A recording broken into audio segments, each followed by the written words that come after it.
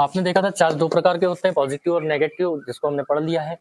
और positive charge जो आता है, लॉस ऑफ इलेक्ट्रॉन, मतलब इलेक्ट्रॉन किसी बॉडी से चले जाता है तो वो बॉडी पॉजिटिवली चार्ज हो जाती है। और negatively charge excess of electrons, मतलब किसी भी बॉडी से अगर दूसरी बॉडी में चार्ज आ गया तो इसको बोल देंगे कि ये नेगेटिवली, वो इलेक्ट्रॉन्स आ गए तो हम बोल देंगे कि ये नेगेटिवली चार्ज बॉडी। इलेक्ट्रॉन पर जो चार्ज होता है वो नेगेटिव 1.6 इंटू 10⁻⁻⁻19 कूलम। प्रोटॉन पर जो चार्ज होता है 1.6 इंटू 10⁻⁻⁻19 कूलम। और न्यूट्रॉन पर जो चार्ज है वो होता है 0, मतलब हम कह सकते हैं कि न्यूट्रॉन क्या होता है, न्यूट्रल होता है। इलेक्ट्रॉन का मास है 9.1 इंटू 10⁻31 kg।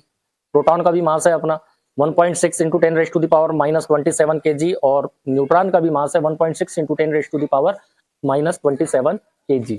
और यहाँ पर जो पॉजिटिव या नेगेटिव चार्ज हो रही है कोई बॉडी, तो मतलब हम कह सकते हैं कि इलेक्ट्रॉन के आदान प्रदान के कारण, इलेक्ट्रॉन के एक बॉडी से दूसरे बॉडी में ट्रांसफर के कारण यहाँ पर कोई बॉडी पॉजिटिवली या नेगेटिवली चार्ज हो रही है। तो हम यहाँ पर कह सकते हैं कि भाई यहाँ से जब इलेक्ट्रॉन्स गए, इलेक्ट्रॉन का लॉस हुआ, मतलब यहाँ पर मास क्या होगा, कम होगा, मास डिक्रीज होगा। मास क्या होगा, यहाँ पर डिक्रीज होगा। और जब यहाँ पर नेगेटिवली चार्ज बॉडी में इलेक्ट्रॉन्स आए तो मास क्या होगा, इंक्रीज होगा, कुछ ना कुछ मास बढ़ेगा।